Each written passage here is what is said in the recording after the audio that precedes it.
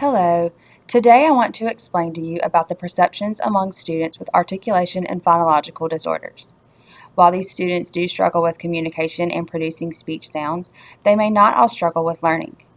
As a special education teacher, I often see students as early as 3 coming to our school building to receive early intervention. Most of these students do not receive speech services past the 3rd grade because they begin so young. My nephew received early intervention for an articulation disorder, and he graduated from speech therapy after just 3 years. Early intervention is essential in order for a student to master skills quickly. Oftentimes, early intervention will allow a child to graduate speech before they enter a higher grade level, such as 4th grade. If a student does not graduate from a speech therapy before entering a formal school setting, it is imperative that the speech pathologist discuss their deficits with their teachers. In the lower grades, the teacher may give positive praise for students pronouncing their words correctly. However, once they reach the upper grades, or once a teacher notices that a student is becoming embarrassed and does not want to be recognized for their speech, the positive praise would need to stop or become nonverbal by giving a thumbs up or a nod.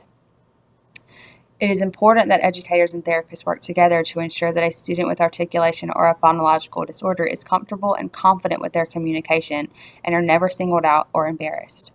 Embarrassment could lead to a student not wanting to speak in class or being quiet around their peers. As educators, it is our job to ensure that every student feels safe and comfortable in our classrooms. Another thing that educators need to make sure of is that students are not penalized on screeners that assess sound recognition and fluency.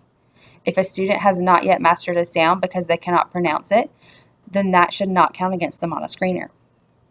A student with a phonological disorder may not read fluently or accurately. For example, they may leave endings off of words. This should not count against the student when it is something they are working on in therapy. Some schools feel it is best for the speech-language pathologist to give those screeners since they are working on the skills with the student. Once these skills are mastered, the teacher needs to be notified so that they can adjust their screeners accordingly.